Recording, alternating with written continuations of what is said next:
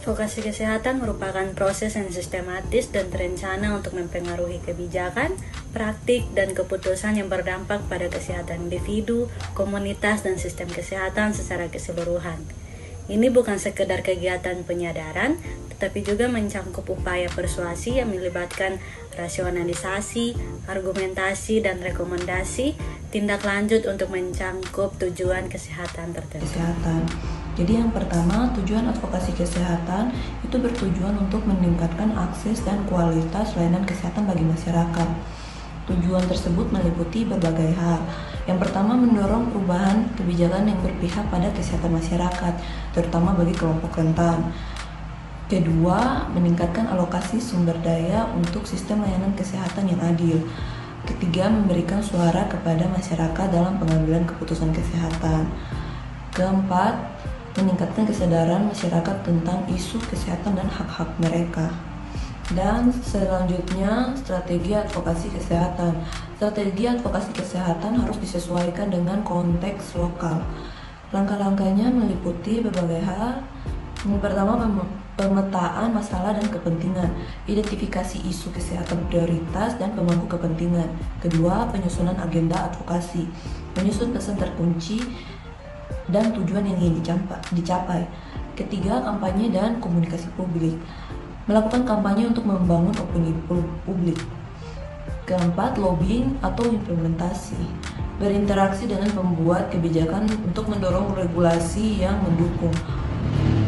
Kelima, koalisi dan aliansi strategis, membentuk jaringan kerja dengan organisasi lain dan memperkuat advokasi.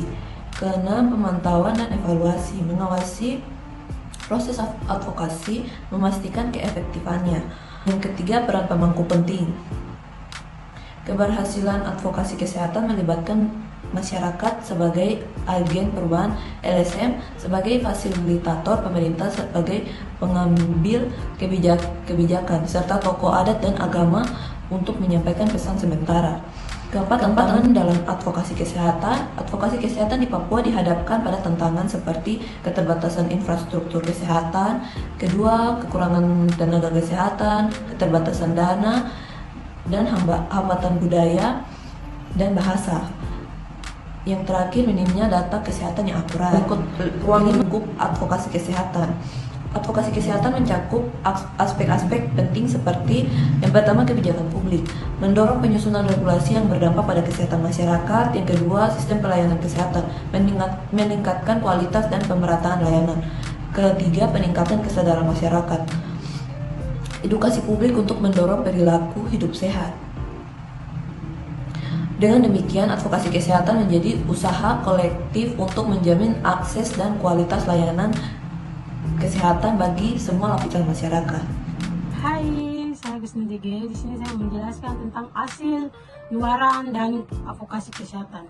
Nah, yang pertama, perubahan kebijakan. Contohnya, layanan kesehatan gratis, peningkatan anggaran atau sistem rujukan yang baru. Yang kedua, peningkatan akses dan kualitas. Nah, bertambah fasilitas pemerataan tenaga medis, ketersediaan obat, dan mutu pelayanan membaik. Yang ketiga, kesadaran dan partisipasi masyarakat. Nah, masyarakat lebih sadar hak kesehatan dan aktif dalam pengawasan layanan. Yang keempat, kemitraan strategis. Nah, kemitraan strategis ini terbentuk kerjasama antara pemerintah, LSM, akademis, media, dan komunitas.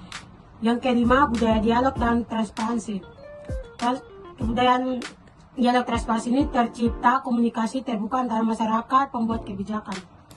Berikut ini adalah langkah-langkah pelaksanaan advokasi kesehatan, di mana yang pertama itu adalah identifikasi masalah kesehatan, tentukan isu kesehatan yang utama yang menjadi fokus berdasarkan data dan kebutuhan masyarakat.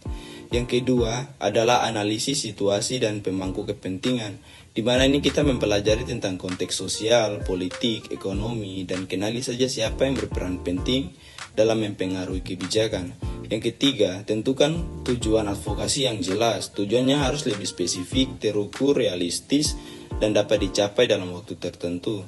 Yang keempat adalah susunan strategi dan pesan advokasi, di mana ini kita kita tentukan pendekatan komunikasi, materi kampanye, serta media yang akan digunakan. Dan yang kelima adalah bangun kemitraan dan jaringan. Ini kita melibatkan berbagai pihak seperti LSM, tokoh masyarakat, media akademis, dan sektor swasta. Dan yang keenam, pelaksanaan kegiatan advokasi kesehatan yang bisa melalui seminar, dialog, kebijakan, kampanye, media, atau petisi. Dan yang ketujuh adalah monitoring dan evaluasi. Pantau hasil dari kegiatan advokasi dan evaluasi dampaknya terhadap perubahan kebijakan atau praktik kesehatan. Jadi, advokasi kesehatan merupakan strategi penting dalam upaya peningkatan derajat kesehatan masyarakat, terutama di wilayah-wilayah yang masih menghadapi berbagai tantangan. Melalui advokasi kesehatan, masyarakat didorong untuk lebih sadar akan hak-hak kesehatannya.